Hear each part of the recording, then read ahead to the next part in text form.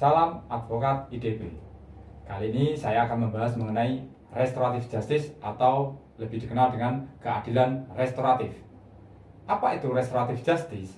Restoratif justice merupakan suatu penyelesaian perkara tindak pidana yang melibatkan antara pelaku dan korban atau keluarga pelaku dengan keluarga korban guna untuk mencari penyelesaian yang adil. Nah, di mana penyelesaian tersebut lebih menekankan kepada pengembalian kepada keadaan semula, bukan pada pembalasan. Itu adalah konsep restoratif justice.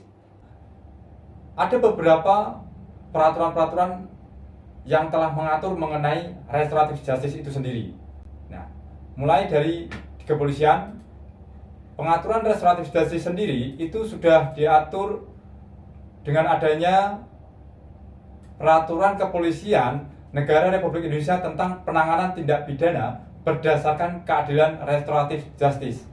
Nah, peraturan ini sendiri diatur di dalam Perkap nomor 8 tahun 2021 tentang penanganan tindak pidana berdasarkan keadilan restoratif. Itu di tingkat kepolisian. Nah, lalu di tingkat kejaksaan sendiri pengaturan mengenai restoratif justice itu juga sudah dikeluarkan dengan adanya peraturan Jaksa Agung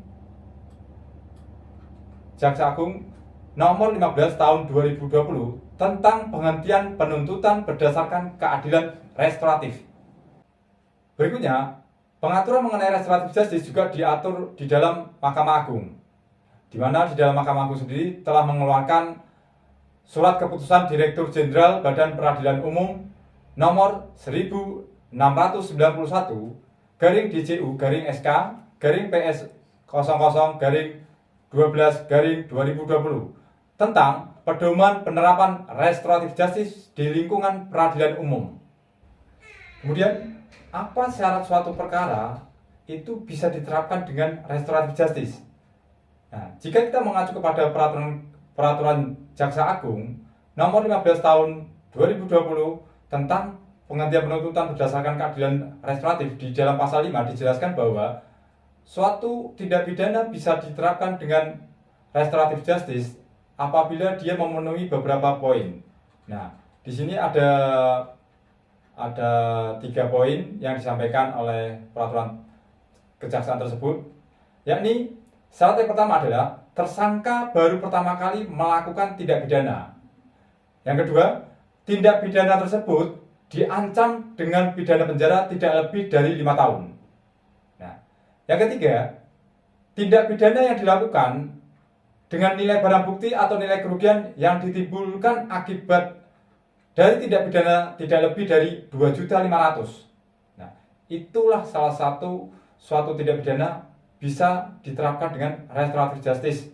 Pengaturan mengenai syarat suatu tindak pidana bisa diterapkan dengan restoratif justice itu juga diperkuat dengan Surat Keputusan Dirjen Badan Peradilan Umum dari Mahkamah Agung.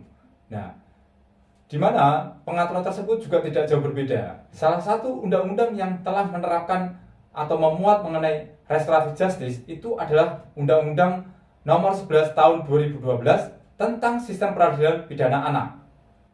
Di dalam sistem peradilan pidana anak, pengaturan mengenai restoratif justice itu diatur di dalam pasal 1 ayat 6. Nah, di mana pengertian keadilan restoratif justice dijelaskan bahwa penyelesaian perkara tindak pidana dengan melibatkan pelaku, korban, keluarga pelaku, dan pihak lain terkait untuk bersama-sama mencari penyelesaian yang adil dengan menekankan pemulihan kembali pada keadaan semula dan bukan pada pembalasan.